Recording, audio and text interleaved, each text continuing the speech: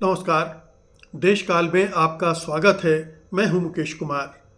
दोस्तों, मध्य पूर्व में चल रही जंग और नाटो के बीच जो खींचतान चल रही है, नाटो के अंदर जो खींचतान चल रही है, या यूं कहें कि अमेरिका और नाटो के देशों के बीच में जो खींचतान चल रही है, उसे बहुत ही सीमित करके देखा जा रहा है।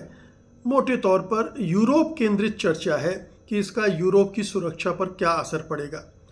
लेकिन अगर आप गौर करेंगे और इसके गहराई में जाएंगे तो आप पाएंगे कि ये मामला मध्य पूर्व या यूरोप का नहीं है, बल्कि पूरी दुनिया में ही जो सिक्योरिटी आर्किटेक्चर है, जो पूरा सुरक्षा तंत्र है, या अमेरिका ने जिस सुरक्षा तंत्र का निर्माण किया था अपने हितों की रक्षा के लिए, अपने सहयोगियों की रक्षा के लिए, वो डावाडोल हो गया है, वो बिखर रहा है, वो टूट रहा है। और उसकी वजह सबसे बड़ी तो जाहिर है कि केंद्र में डोनाल्ड ट्रंप हैं, अमेरिकी राष्ट्रपति हैं।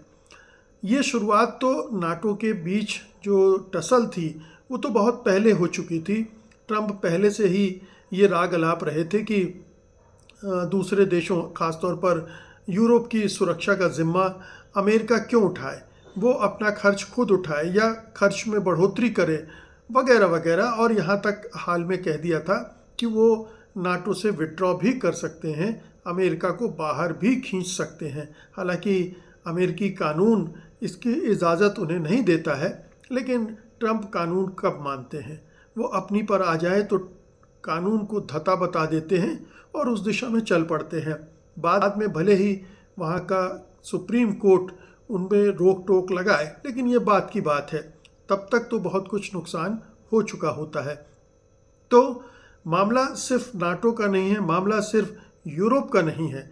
सबसे बड़ी बात यह है कि मध्य पूर्व में जिस तरह से उन्होंने एक तरफा कार्रवाई की, अपने देशों को, अपने साथी मित्र देशों को भरोसे में नहीं लिया, नाटो को भरोसे में नहीं लिया और जंग में कूद पड़े। और जब जंग में फंस गए तो अपने मित्र देशों से कहने लगे, आइए आइए हमारा साथ दीजिए, हमारी मदद कीजिए, आप अपने नेवी भेजिए, जहाज़ भेजिए, तमाम तरह की मांगें उन्होंने शुरू कर दी। लेकिन उनका दुर्भाग्य देखिए, या उनकी नासमझी देखिए, या उनका गलत कदम उन्हें इस मोड़ पर ले आया कि उन्हें उनका साथ देने के लिए पूरी दुनिया से एक भी देश खड़ा नहीं हुआ। और इसको लेकर जाहिर है कि डोनाल्ड ट्रंप तमतमाए हुए हैं और लगातार ऐसी हरकतें कर रहे हैं जिससे जो उनके एलाई हैं वो और भी दूर जा रहे हैं, उनसे और भी छिटक रहे हैं। अब देखिए कि जब उन्होंने अपने मित्र देशों से कहा, जापान से, दक्षिण कोरिया से, फ्रांस, जर्मनी, ब्रिटेन से, कि वो अपने होर्मुज जलडमरू मध्य को खुलवाने के लिए अपने शिप भेजें, अपनी सेना भेजें, अपने जहाज़ भेजें, तो किसी ने एक भी जहाज़ नहीं भेजा। अब ये इसकी खुन्नस बहुत अंदर तक डोनाल्ड ट्रंप को हो गई और उन्होंने फिर क्या किया, उन्होंने फिर अपना काम शुरू कर दिया। काम क्या किया कि उन्होंने एक एक करके उन देशों से अपने हथियार, अपने जो युद्ध के सिस्टम है, उनको हटाना शुरू कर दिया। अमेरिका ने दक्षिण से थाड मिसाइल वापस ले लिया।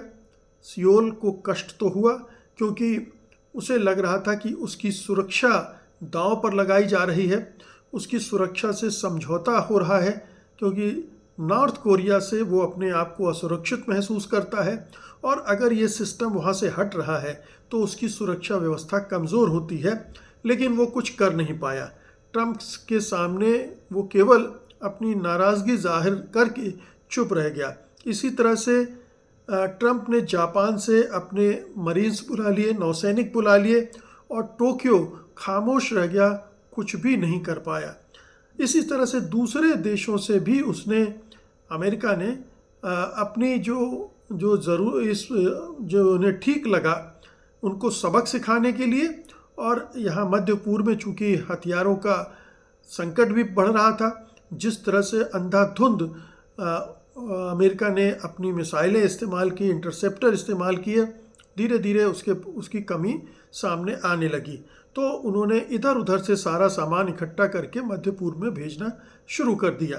तो ये कई देशों के साथ हुआ, कई देशों से उन्होंने ऐसा किया, जिसकी वजह से वो देश महसूस करने लगे कि अमेरिका उनकी सुरक्षा व्यवस्था की अनदेखी भी कर सकता है, उन्हें खतरे में भी डाल सकता है, उस पर भरोसा नहीं किया जा सकता है। अब ट्रंप को दिक्कत क्या है? ट्रंप को लगता है कि जापान की सुरक्षा के लिए वो हर साल $5 अरब खर्च करता है अमेरिका, दक्षिण कोरिया की सुरक्षा के लिए $3.5 अरब खर्च करता है, और नाटो जो पूरी व्यवस्था है उसके लिए $24 बिलियन का खर्च प्रतिवर्ष का अमेरिका उठाता है। अब इस खर्च को चूंकि वो उठाता है, इसलिए चाहता है कि बाकी देश भी उसकी मदद करें, उसके इशारे पर उठे बैठे। वो जब कहे जंग पर चलना है तो जंग पर जाना चाहिए, भले ही उस जंग से वो सहमत हो या ना हो। ये अमेरिका का परसेप्शन है कि हम खर्च करते हैं तो आपको हमारे आदेश मानने पड़ेंगे, हमारे हुक्म के हिसाब से चलना पड़ेगा। अमेरिका ने मध्य पूर्व में 48 घंटों में करीब $6 अरब खर्च कर दिए थे। ये मलाल भी है कि अमेरिका ने तो वहाँ $6 अरब खर्च कर दिए, लेकिन बाकी के देश, सहयोगी देश किनारे पे खड़े होकर चुपचाप देखते रहे। अब जो स्थितियाँ बन गई हैं उसमें पेंटागन से ये खबरें आ रही हैं, अमेरिका से, अमेरिकी ट्रंप के प्रशासन से खबरें आ रही हैं कि अब जब भी इन देशों के साथ द्विपक्षीय बैठक होगी, उनमें पहला सवाल यही होगा, यहीं से बातचीत शुरू होगी कि ईरान में पर हमले के समय, ईरान से जंग के समय तुम कहाँ थे। अब ये सवाल जाहिर है कि इन तमाम देशों को मुश्किल में डालेगा, क्योंकि अगर आप अमेरिका पर सुरक्षा व्यवस्था के लिए निर्भर हैं और इस कदर निर्भर हैं और आप भविष्य में भी चाहते हैं कि वो आपको सुरक्षा प्रदान करे, तो आपको इस सवाल का जवाब देना पड़ेगा, क्योंकि ये ताली तो दोनों हाथ से बजेगी। बेशक आप उसकी सुरक्षा की व्यवस्था की एक कीमत भी देते हैं।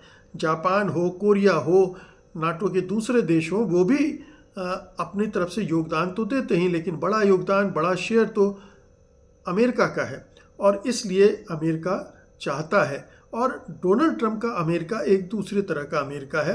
पहले भी अमेरिका जब भी यंग में जाता था तो कोशिश ये करता था कि तमाम देशों को साथ लेकर जाए, कोएलिशन फोर्स बनाए, और तब उनकी साझेदारी हो जाती थी, खर्च में भी और सैन्य साजो सामान में भी, सैनिकों में भी। इस बार चूंकि एक तरफा काम किया तो इसमें दोष तो पूरी तरह से डोनाल्ड ट्रंप का ही है। उन्होंने जिस तरह से इस पूरे रिश्ते को एक तरफा तौर पर मान लिया कि ये रिश्ता हम तय करेंगे कि कैसा होगा, दूसरे देशों का उसमें कोई से नहीं होगा, उनकी बात नहीं सुनी जाएगी। ये जो उन्होंने रवैया अख्तियार किया है उसकी वजह से ये स्थितियां आई हैं। बहरहाल ये जो कुछ स्थितियां बन गई हैं, अब इसमें क्या फ़र्क पड़ सकता है? एक और स्थिति इसमें और बदलाव आ सकता है।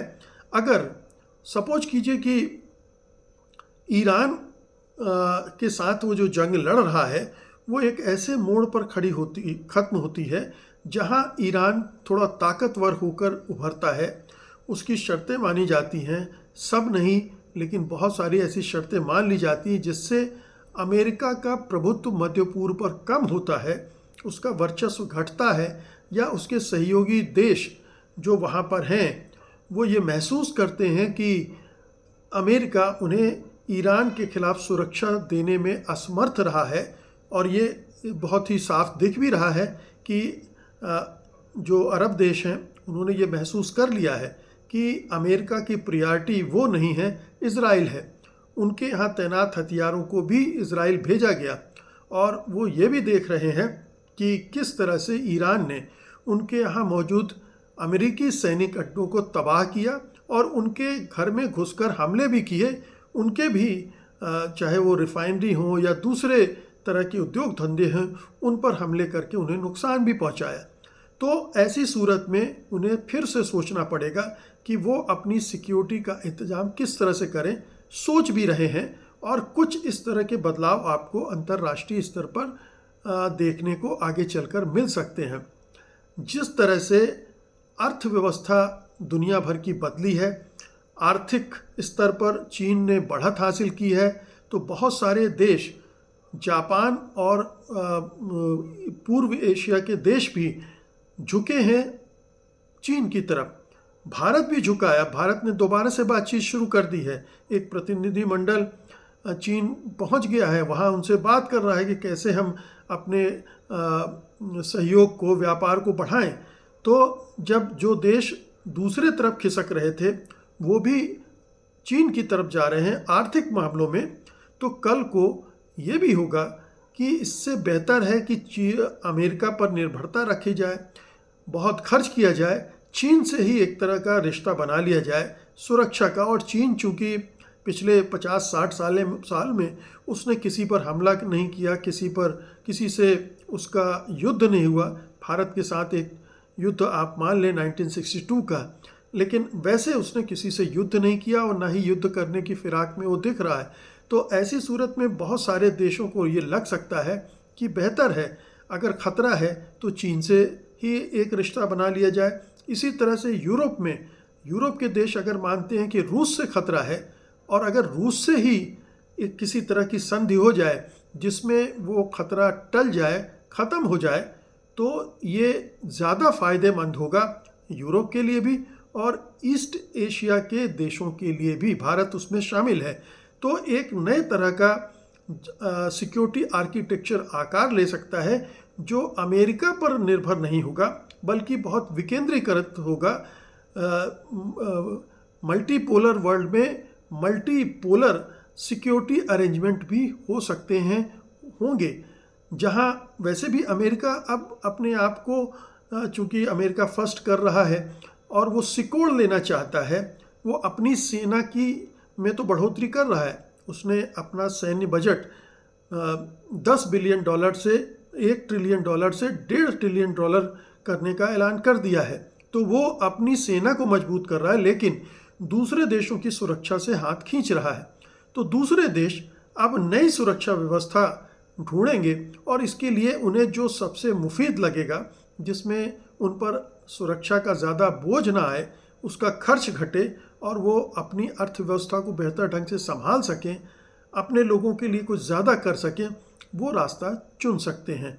तो वो रास्ता अब दिख रहा है कि एक बहुकेंद्रीय सुरक्षा व्यवस्था उभर सकती है और ये मध्य पूर्व में भी हो सकता है कि जो अरब ममालिक हैं वो ईरान के साथ एक किस्म का पैक्ट कर ले, जो कि कुछ समय से चल भी रहा है कि मध्य पूर्व के देशों का कोई नेटो जैसा संगठन बन जाए जिसमें किसी तरह का ख़तरा ईरान से ना हो या ईरान को दूसरे मुल्कों से ना हो। तो अगर मध्य पूर्व के स्तर पर इस तरह कोई सिक्योरिटी पैक्ट हो, यूरोप में रूस के साथ हो जाए, यहाँ ईस्ट एशिया में चीन के साथ हो जाए, तो ये जो थ्रेट है, जिनसे थ्रेट है, अगर उन्हीं के साथ अंडरस्टैंडिंग हो जाए तो ये मामला काफ़ी हद तक सुलझ जाता है, काफ़ी हद तक आशंकाएं कम हो जाती हैं और इन सब की जो निर्भरता अमेरिका पर बनी हुई है वो भी ख़त्म हो जाती है। अब उस सूरत में होगा ये कि अमेरिका के लिए भी आसान नहीं होगा। अमेरिका के अगर 900 से ज़्यादा सैनिक अड्डे दुनिया भर में हैं जिन्हें अब वो समेटना भी चाहता है, वो फिर वायबल नहीं रह जाएंगे, क्योंकि तब ये जो यूरोप और दूसरे देश हैं नाटो के, जो कंट्रीब्यूशन देते हैं, चाहे जितना भी देते हों, वो उसमें नहीं होगा और वो देश अपने यहाँ से उन सैन्य अड्डों को हटाने के लिए भी अमेरिका से कहेंगे। तो अमेरिका का जो उपस्थिति है पूरी दुनिया भर में, सैन्य उपस्थिति है, वो भी कमज़ोर होगी, वो बहुत सिकुड़ जाएगी।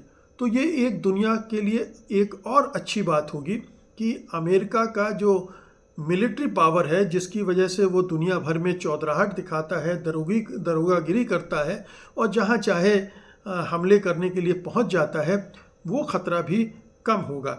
अगर विकेंद्रीकृत सुरक्षा व्यवस्था भी हो गई तो जाहिर है कि इससे संयुक्त राष्ट्र को भी बल मिलेगा, वहाँ भी इस तरह की चीज़ें कम हो पाएंगी और संयुक्त राष्ट्र मजबूत किया जा सकेगा। इन सूरत में तो नए पैक्ट बनने का समय आ गया है क्या? नई सुरक्षा व्यवस्था आकार ले सकती है क्या? ये तमाम सवाल हैं जो अभी मध्य पूर्व की लड़ाई के गर्भ में भी छुपे हुए हैं। लेकिन इसके बावजूद कुछ ये सवाल तो पहले से भी चल रहे थे, क्योंकि डोनाल्ड ट्रंप ने सत्ता संभालते ही इस दिशा में काम करना शुरू कर दिया था और नाटो के अंदर अविश्वास पैदा हो गया था।